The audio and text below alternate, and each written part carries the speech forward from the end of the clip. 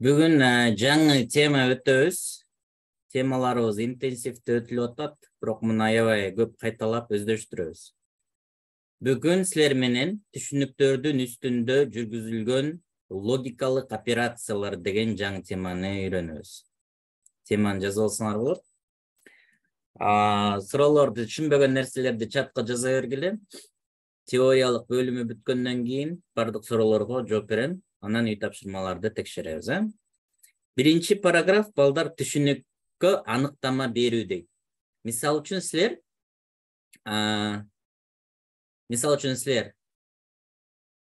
кайсы гана сабакты окубагыла жаңы бир тема өтүлгөндө сөзсүз аныктама деген жер бар. Мисал үчүн затоточ деген бул заттын атын билдирет, ким эмне деген суроого жооп берет.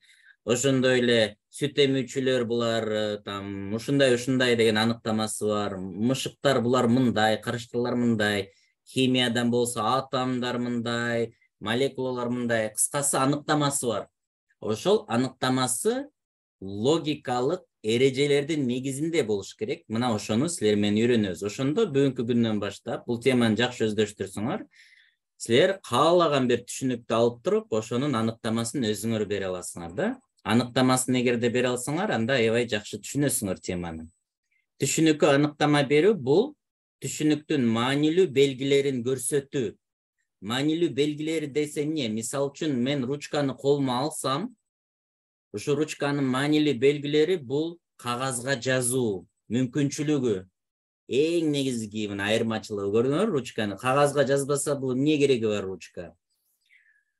Маркердин өзгөчөлүгү ак доскага жазуу же нерселерге жазуу эң биринчи өзгөчөлүгү. Ошондой эле башка дагы өзгөчөлүктөрү бар балдар. Ошол маанилүү белгилерин көрсөтүү дейт, ошо белгилер экен. Түшүнүктөрдүн белгилери өтө көп болгондуктан, аныктамада аныкталып жаткан түшүнүктү башка түшүнүктөрдөн айырмалап турган гана белгилери колдонулат дейт.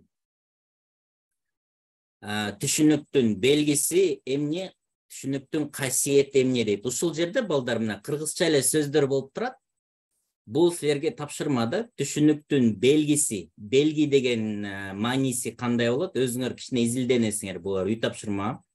Анан түшүнүктүн касиеттери эмне дейт. Касиет менен белгинин кандай айырмачылыктары бар. Муну жазып алгыла, бул үй тапшырма болот.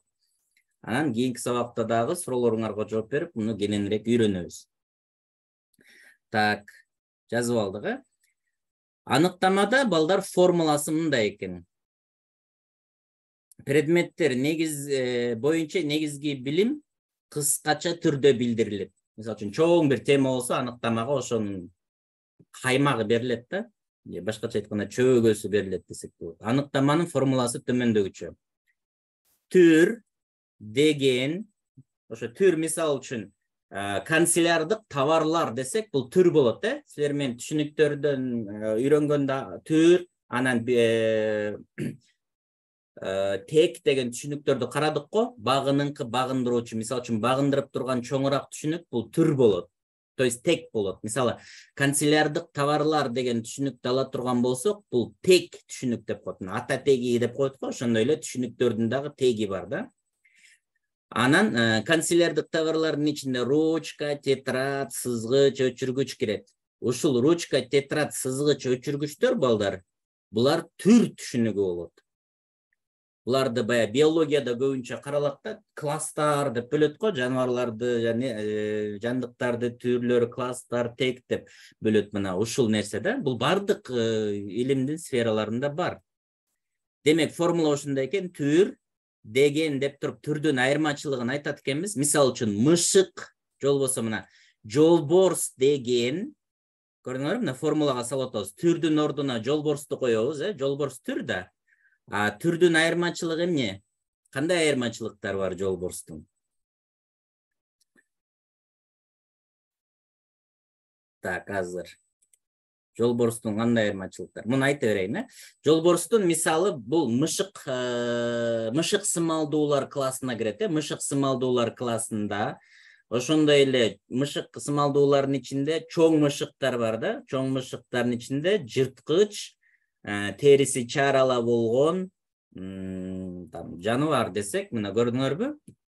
Түр, жолборсто айттык, анан түрдүн айырмачылыктарын айтып атабыз. Кээ бир учурларда бир айырмачылык, кээ бир учурда эки айырмачылык, анан кээде 5-6 айырмачылык айтышыбыз керек болот. Анан жана тек дейт. Тек деген бул жаныбарлар, же болбосо баягы мышык сымалдуулар дегенде тек катары алсак болот. Анан ошентип айтылат экен. Мисалы үчүн карайлы мына. Мисалы жөнөкөй түшүнүктөрдөн алалы, мына геометрия илиминен. Ромб, мына ромб бул түргө кирет, көрдүңөрбү? Ромб деген 4 жагы барабар, бул түрдүн айырмачылыгын мына сыпаттап атат, көрдүңөр? 4 жагы барабар, 4 бурчтук. 4 бурчтук деген бул тек түшүнүгү. Себеби 4 бурчтуктун ичинде ромбтон башка параллелограмм бар, квадрат бар, трапеция бар, ошонун бардыгы 4 бурчтукка кирет. Ошон үчүн 4 бурчтук деген түшүнүк чоңураак түшүнүк. Анан ал өзүнө багындырып турат. Ошондой чоң түшүнүктөрдү биз тек деп айтып коебуз да. Мына бул ромбтуку. Экинчини карайлы, мына хоккей. Бул мына хоккей дегенде оюндун түрү айтылып атат, көрдүңөрбү? Бул муз үстүндөгү командалык оюн. Муз үстүндө мына командалык оюн деген түшүнүгүбүз, же муз үстүндөгү оюн десек, бул тек түшүнүк болот. Анда катышуучулар таяктарды жана шайбаны колдонушат дейт. Бул түрдүн айырмачылыгы мына сүрөттөлүп айтылып атат. Үчүнчү мисалды карайлы балдар. Мына аллергия боюнча, аллергия бул оорунун түрү, түр мына айтылып атат. Бул организмдин ар кандай белгилерди пайда кылган кээ бир заттарга болгон реакциясы. Мына уже айырмачылык айтып атат, анан организмдин реакциясы деп общий жалпы түшүнүк айтылып атат, тек түшүнүгү. Так, буларды мына скриншот кылып алсаңар болот. Муну дагы мен жөнөтөм. Буларды дагы мен жөнөтүп коем. Дагы видеода сабактан деле токтотуп эле көрүп алсаңар болот. Мына глобус, психология, ресторан, футбол боюнча мына аныктамалар турат. Так, эми аныктама, өзүбүз аныктама бергенде кайсы эрежелерге дин негизинде аныктама берет экенбиз? Карасаңар балдар, ушул мына силер логиканы үйрөнүп атып, эгерде ошо тапшырмаларды аткара турган болсоңор, кадимкидей уже баягы илимий тилде сүйлөп, чоң мугалимдер менен кадимкидей мындай жакшынакай түрдө сөз мындай диалог түзө аласыңар да, уже кадимкидей суроону жакшы бересиңер, көрдүңөрбү? Мына аныктаманы өзүңөр түзө алсаңар кандай сонун мына. Түшүнүккө аныктама берүү үчүн балдар, биринчи кезекте бул түшүнүк билдирген нерселердин маанилүү белгилерин билүү зарыл. Бул деген ошол биз бир нерсеге аныктама берердин алдында жөн эле 2 сүйлөм окуп алып эле аныктама бере бербейт экенбиз да. Ошол теманы биз изилдешибиз керек. Ошон үчүн мисалы биз жаныбарлар тууралуу аныктама бериш үчүн мектепте биология деген өзүнчө бир сабак киргизилген. Ошондой эле жаратылыштын мыйзамдарын окуш керек болсо, өзүнчө физика деген илими бар. Ошол ар бир предметти силер карай турган болсоңор, бул логика сабагынын эле уландысы катары тереңдетилип кетип атат да. Ошол жерде аныктамалар бар, бүт логикада колдонулган нерселерди колдонот. Математикада дагы, кыргыз тилде дагы, бардык сабактарда. Мисалы карагыла, глобализм деген түшүнүккө аныктама бере албайт дейт. Ким бере албайт? Ошол аныктаманын бардык эрежелерин жакшы өздөштүргөн күндө дагы, мисалы силер могу түшүнүктү алсак, бул түшүнүк тууралуу эчтеке билбесеңер, эрежелерин билип алсак деле аныктама бере албайт экенбиз. Эрежелерин билип, анан тема боюнча илим алышыбыз керек экен, окушубуз керек да. Андан кийин анан өзүбүз аныктама бере алат экенбиз. Экинчи учурда балдар, глобализм жөнүндө адам аябай жакшы билсе, бирок логиканын эрежелерин билбесе, аныктаманын кандай эрежелери кандай экенин билбесе, баары бир ката кетирип алат экен. Көрдүңөрбү? Теманы билген күндө дагы логиканын эрежелерин билбесе туура эмес, Анықтама беріп болады екен. Анықтаманын 4 эрежеси бар. Биринчи эрежеси, балдар, үлгүрүшүңөрчө сабак учурунда дагы конспектилеп жаза беришиңер керек. Жөн эле турецкий сериал, корейский сериалдарды көргөндө көрбөйчү. Качан биз мындай ручка менен жазганда, бул биздин эмгегибиз да, биздин мээге сиңет, балдар. Ошон үчүн сөзсүз жазышыбыз керек. Мына биринчи эреже, аныктамада аныкталган жана аныктоочу эки түшүнүктөр тең, бири-бирине барабар болуш керек дейт. Карасаңар, аныктамада эки түшүнүк болуп атат, мына. Анан ошо бири экинчисине барабар болуш керек дейт. Бул нерсени үйрөнүш үчүн дагы убакыт кетет, бирок мына азыр биринчи жолу угуп атасыңар, карагыла. Смартфон дейт, мына. Бул интернетке туташуучу жана ар кандай тиркемелерди орнотуу мүмкүнчүлүгү менен компьютер жана телефондун функцияларын айкалыштырылган мобилдик түзүлүш дейт. Мына дефистен кийинки молар бир түшүнүктү окуй турган болсок, интернетке туташуу, ар кандай тиркемелерди орнотуу мүмкүнчүлүгү бар экен. Көрдүңөрбү?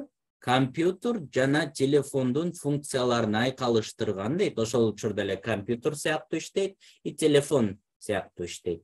Анан мобилдик түзүлүш дейт. Көрдүңөр, ушул ар бирөөнү айтканда биз телефон деген, то есть смартфон деген образ мээбизде жаралат кадимкидей.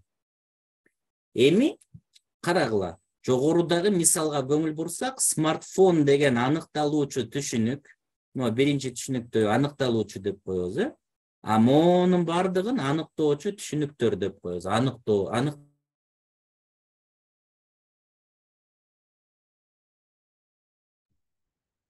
Так, интернет жоголуп кетти, балдар. Азыр кайра мен улай коеюн, Так, чатка жазып койгулачы, жакшы эле көрүнүп атабы? Так, көрүнүп атат, анан жакшы угулуп атабы? Ошону карап койгула.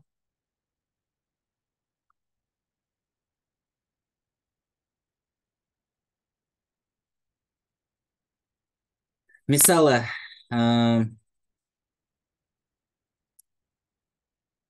мына жогорудагы мисалга көңүл бурсак, смартфон деген аныкталуучу түшүнүк, анан аныктап жаткан интернетке туташуучу, ар кандай тиркемелерди орнотуу мүмкүнчүлүгү бар, компьютер жана телефондун функцияларын камтуучу мобилдик түзүлүш деген түшүнүктөргө барабар келип жатат. То есть ошондо аныкталуучу, анан аныктоочу түшүнүктөр бири-бирине барабар болуш керек. Калган мисалдарды дагы жогоруда кылып талдап көргүлө дейт. Мына азыр, балдар, эгерде макул же макул эмес болсоңор, себебин жазуу түрүндө түшүндүргүлө. Жазуу түрүндө жазып, анан группадан муну талкуулайбыз. Мисал үчүн мына экинчи, үчүнчү, төртүнчү мисал. Булардын бардыгын мына мен жөнөтүп коем группага. Муну видеодон да токтотуп, кийин эме кылсаңар болот. Видеодон да карап, дептерге сөзсүз көчүрүп жазасыңар. Анан аныктамасында ушул эреже бузулганбы, бузулган эмеспи карайсыңар. Так, бул кийинки тапшырма болду. Мына эми карагыла. Аныктамада биринчи эрежени сактабасак, эки ката кетет. Биринчи кенен аныктама, экинчиси тар аныктама деген эки ката кетет экен. Биринчи эрежебиз кайсы эле? Ошол аныкталуучу жана аныктоочу түшүнүктөр бири-бирине барабар болуш керек деген эреже болчу. Эгерде ушул эрежени сактабасак, же аныкталып жаткан түшүнүгүбүз чоң болуп калат экен, кенен аныктама. Экинчиси, ошо аныкталып жаткан түшүнүгүбүз тар болуп калат экен, тар аныктама. Мисалы, биринчи мисалды эле карайлы.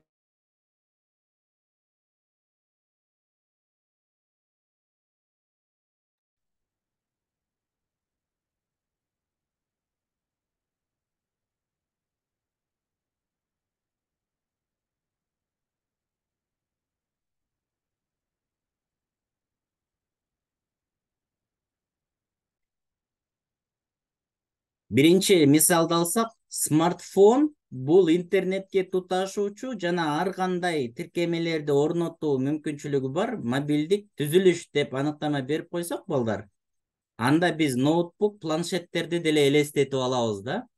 Бул жерде баягы телефон деген сөз айтылган жок да. Ошондо планшеттин деле ошондой мүмкүнчүлүктөрү бар да. Ошол себептен аныктамабыз кенен болуп калды дагы. Смартфон деген түшүнүккө ноутбук дагы камтылып калды, планшет да камтылып кетти да. Ошон үчүн аныктамабыз кенен болуп калды. Бул барабардык мыйзамы сакталбай калды логикадагы. Экинчи ката бул тар аныктама берүү. Мына карагыла. Канаттуу дегенибиз, бул уча ала турган жүнү бар жаныбар дейт. Бул аныктама өтө тар, анткени пингвин жана төө куш сыяктуу уча албаган, мисалы үчүн тоок деле, үйдөгү каз деле канаттууларга кирет да. Ошолорду камтыбай калды, көрдүңөрбү биздин аныктамабыз. Ошон үчүн аныкталуучу түшүнүгүбүз тар болуп калды дагы. Экинчи ката кетип калды. Көрдүңөрбү? Уча ала турган жүнү бар жаныбар деп койсоң болбойт экен. Андан кийин экинчи мисалы мына балык дейт. Бул бакалору менен дем алган суу жаныбары деп койсо дагы ката. Бул аныктама тар, анткени пероксид тешиктери деп аталган атайын тешиктер аркылуу дем алган акулалар сыяктуу балыктар кирбей калды дейт. Үчүнчүнү алалы, үчүнчү мисал. Мөмө жемиш бул адатта чийки желген таттуу өсүмдүк продуктусу дейт. Бул аныктама өтө тар, анткени бардык жемиштер таттуу эмес. Мисалы лимон, грейпфрут деген деле бар, ал деле таттуу эмес. Жана бардык мөмөлөр чийки түрүндө жешпейт дейт, желбейт деп коелу. Так. Мисалы плантин банандары дейт, буларды бышырып жеш керек экен. Төртүнчү мисалды карайлы. Дарак бул жерден бир нече метр бийиктикте бутактанган бир туткусу бар чоң өсүмдүк. Бул аныктама жерге жакыныраак бир нече тулкусу же бутактары, то есть бул тулкусу дейт, бутактары бар дарактардын айрым түрлөрүн киргизбей калды аныктама. Ошондо аныктама тар болуп калды. Кенен аныктама болуп калган мисалды дагы көрдүк силер менен. Андан кийин дагы 5-чи мисал бар экен, мына муну дагы өзүңөр карап коесуңар. Эми экинчи эреже, биринчи эрежени бүттүк. Экинчи эреже. Аныктамада айлана болбош керек. Айлана деген мындай да. Буга жакшы бир түшүнүктү мисалды алсам, мен өзүм башыман өткөн. Илгери бир окуучуну окутуп атканда, эми ал кичинекей болчу, 2-чи класс болчу. Анан аны орус тилин үйрөтүп атканда, анан дептеринде культура деген сөз жазылып жүрүптүр. Анан 2-чи класстын окуучусу культура деген сөздү деле түшүнбөшү керек да. Анан сурап атпаймынбы, культура деген эмне билесиңби депчи. Ооба билем деп атпайбы. Эмне, ал эмнени түшүндүрөт десем, ал маданият деп атпайбы. Маданият деген эмне десем, ал культура дейт. Маданиятты каерден үйрөнүп алдың десем, жана сиз айттыңыз го, мен жазып бербедиңизби деп атпайбы. Мен культура бул маданият деп котормосун жазып берип койдум, биринчи коюп турмун да. Андан кийин сурап атпаймынбы, маданият эмне экенин билесиңби депчи. Анан бул ошондо культура деген эмне десе маданият, маданият эмне десе культура деп койду. Экөөнү бири-бирин бул жерде аныктамада айлана бар да, көрдүңөрбү? Мисалы үчүн күлкүлүү окуя деген эмне десе, баягы күлкүлүү окуяны сен күлөсүң го айткандачы, ошо күлкүлүү да деп койсоң, мына бул дагы эме да, аныктамада айлана бар. Бизде мектепте деле балдар мындай кээ бир теманы бирөө жакшы түшүнбөсө, мен эми өзүм түшүнүп атам да деп эле айлана аркылуу түшүндүрүп берип кое берет да. Мисалы үчүн эме деп коет го. Азыр эсиме келбей калды, бирок көп эле ушундай учурлар бар го. Эме дейт, дагы бир жолу бизде да мектептен эме болуп атпайбы?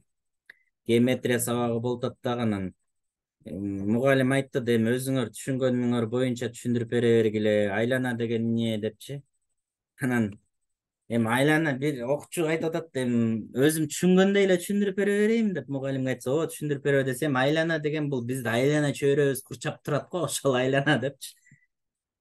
Эми бул жерде деле ошол тегерек болуп атат өзү мененчи. Эми бул жерде барабардык мыйзамды да бузуп атат, анын себеби геометрия сабагы эле. Мына карагыла балдар. Азыр мен айтып аткан нерселер экөө, мына маданият дегенибиз бул маданий нерселерден турган нерсе деп коет.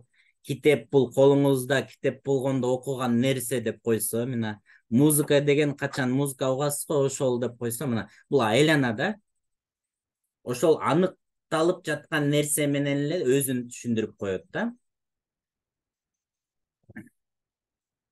Тапшырма. Түшүндүрмө. Мисалы, түшүндүрмө сөздүктөрдү карап көрсөңүздөр, балдар, атайын эле Google'га деле кирип, түшүндүрмө сөздүктү карасаңар, мындай бир сөздүн аныктамасы. Көбүнчө ушул аныктамадагы каталар кеткен. Ошол сөздүн өзү менен эле түшүндүрүп койгон учурлар көп да. Мен атайын бул жерге мисал деле алып келген жокмун неме сөздүктөнчү. Силер өзүңөр кичине изилденип көргүлө, оңой бат эле табасыңар. Баягы ошол сөздүн өзүнүн жардамы менен аныктамага колдонуп коет да, ошондой болбош керек. Цивилизация деген бул баягы цивилизация деп кайра цивилизация деген сөздү колдонулбаш керек да, аныктап жатканда. Үчүнчү эреже, балдар, аныктама терс болбошу керек.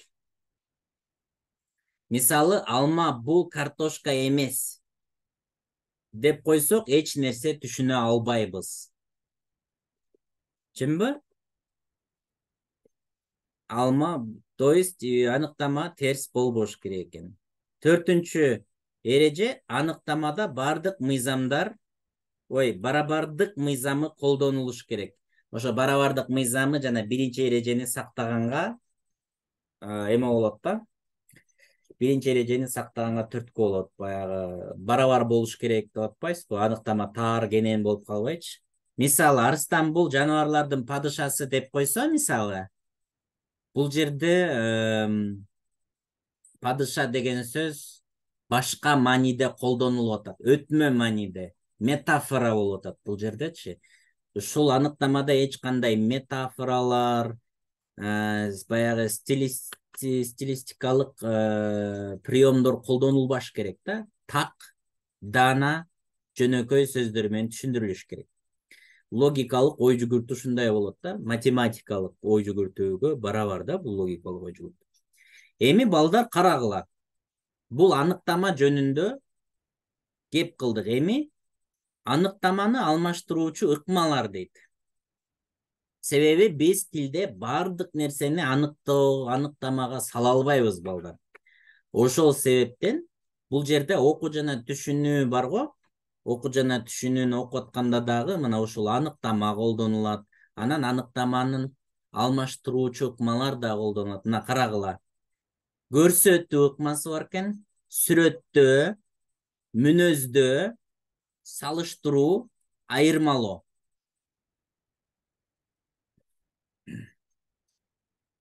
Көрсөтүү ыкмасы бул мына колум менен эле көрсөтөм да, мына. Бул деген телефон, балдар, көрүп атасыңарбы депчи. Мына колум менен көрсөтүп атам го. Кичине мындай тилдерди үйрөнүп атканда да мугалимдер доскадан указка менен көрсөтүп, бул помидор, бул бадыраң деп англисче айтса, биз оңой түшүнүп алабыз. Бул аныктаманы алмаштыруучу ыкмага кирет экен. Бул көрсөтүү. Экинчи ыкма сүрөттөө.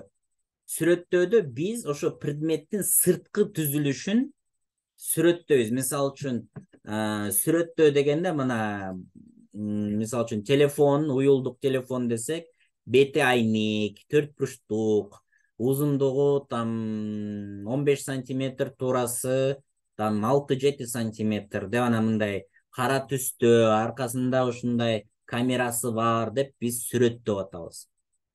Сүрөттөгөндө жалгыз гана сырткы көрүнүшүн сүрөттөп айтат экенбиз. Кийинки мисал, балдар, мүнөздөө. Мисал үчүн сүрөттөө аркылуу биз сырткы гана нерсенин сыртын сүрөттөй алсак, сыртын эле айтып берип, мындай элес чагылдыра алсак, мүнөздөө анын ички түзүлүшүнө кирет. Ички дегенде бул анын телефондо минтип сындырып ичин кароо эмес, а телефондун функцияларын. Мисалы үчүн телефон менен биз сүйлөшө алабыз, интернетти колдонобуз, сүрөткө тарта алабыз деп айтсак, функцияларын айтып атабыз, бул мүнөздөгө кирет экен. Характеристика деп коет го. Орусча характеристика, кыргызча деле характеристикасы деген сөз бар да, ошо характеристика анын мындай ички өзгөчөлүктөрүн, функцияларын чагылдырат экен. Мисал үчүн лабрадор ретривер, телефон жөнүндө мисалды айттым, анан лабрадор деген иттин дагы мүнөздөмөсү берилип атат да. Бул жерде сүрөттөөсү бар мына. Лабрадор кенен жана күчтүү түзүлүштөгү орто өлчөмдөгү ит, алардын териси гана кара, шоколад жана сары болуп, жүндөрү кыска жана калың десе, мына сырткы түзүлүшүн элестеттик. Эми мүнөздөсөк, лабрадор аябай акылдуу болот, топтор кытсаң алып келип берет, сууга сүзгөндү жакшы көрөт, түшкөндү жакшы көрөт, адамдар менен аябай дос болот деп бул мүнөздөмөсү берилди. Көрдүңөрбү? Муну дагы кенен окуп чыксаңар болот, сабакты кайталап көргөндө. Анан кийинки салыштыруу. Салыштыруу ыкмасы бул эки нерсе салыштырылат да. Тышкы формасы боюнча, бул бая аналогиялар бар го, аналогиялар деле ушул жерге кирип кете берет балдар. Тышкы формасы боюнча салыштыруу көбүнчө аныктамага окшош, бирок салыштырууну аныктама менен чаташтырбоо керек. Салыштыруу эки объект болуп, алардын бири экинчисин жардам менен түшүндүрүлөт дейт. То есть эми ошо биринчиси экинчисинин жардам менен түшүндүрүлүп атат. Мисалы, балдор жашоонун гүлдөрү десе метафора болуп, атайын жашоонун гүлдөрү деп мындай образдуу түшүндүрүлүп атат да, көрдүңөрбү? Салыштыруу биз билген башка нерселер менен аналогияларды түзүү аркылуу башка бир нерселерди жакшыраак түшүнүүгө жардам берет. Жаңы бир түшүнүк болсо, дайыма мугалим түшүндүрүп атканда аналогия келтирет, чынбы? Салыштырып баштайт. Билесиңер, ушундайга окшош депчи, ошондо биз оңой түшүнөбүз. Бешинчиси айырмалоо. Айырмалоо бул салыштыруунун бир түрү болгону, салыштырууда биз эки нерсенин окшош жактарын карасак, айырмалоодо экөөнүн айырмачылыктарын карайбыз. Мисалы, суутектин кычкылтектен болгон айырмасы, ал өзү күйөт, бирок күйүүнү камсыздабайт дейт. Жеңил машина менен трактордун айырмасы десең, трактор менен жер айдайбыз, жеңил машина менен биз алыс сапарларга жүрөбүз десек, транспорттун ичиндеги эки түшүнүктүн айырмасын көрүп атабыз.